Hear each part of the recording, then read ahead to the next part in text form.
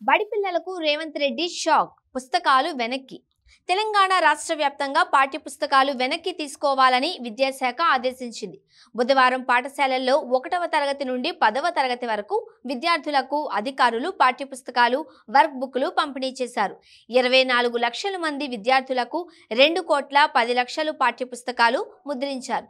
ఇందుకోసం 120 కోట్లు వెచ్చించారు. ఇప్పుడు 24 లక్షల పుస్తకాలు తిరిగి వెనక్కి తీసుకుంటున్నారు. ఒక్క పుస్తకానికి కనీసం 20 రూపాయలు ఖర్చు అయిందనుకున్నా వీటి విలువ దాదాపు 5 కోట్లు ఉంటుందని భావిస్తున్నారు. ఒక చిన్న ముద్రణ తప్పు వల్ల ఈ విద్యాశాఖ పెద్ద మూల్యమే చెల్లించుకోవాల్సి వచ్చిందని భావిస్తున్నారు. రాష్ట్ర వ్యాప్తంగా పాఠశాలలు ప్రారంభించిన తొలి రోజు పాఠ్యపుస్తకాలు పంపిణీ చేశామన్న ఆనందం ప్రభుత్వ వర్గాలలో లేకుండా పోయింది. పాఠ్యపుస్తకాలలో ముందు మాట మార్చకుండా ముద్రించడం వల్ల ఈ పరిస్థితి తలెత్తింది.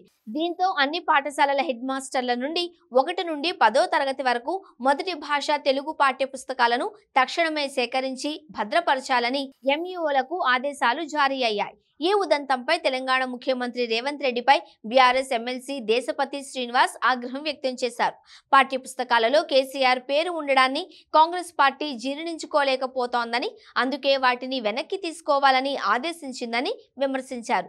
2014లో బీఆర్ఎస్ ప్రభుత్వం వచ్చాక కొత్త పుస్తకాలు రూపొందించలేదు అని, పాత పుస్తకాలనే కొనసాగించామని గుర్తు చేశారు. నాడు ఉమ్మడి ఏపీలో ఉన్న సిలబస్నే చదువుకున్నారని తెలిపారు. ఉమ్మడి రాష్ట్రంలో ఉన్న ఎడిటర్లు, ముఖ్యమంత్రి, విద్యాశాఖ మంత్రి పేర్లు యథావిధిగా ఉన్నాయని తెలిపారు. కానీ ఇప్పుడు ముందు మాటలో కేసీఆర్ పేరు ఉందని కాంగ్రెస్ ప్రభుత్వం ఓర్వలేకపోతోందని ధ్వజమెత్తారు.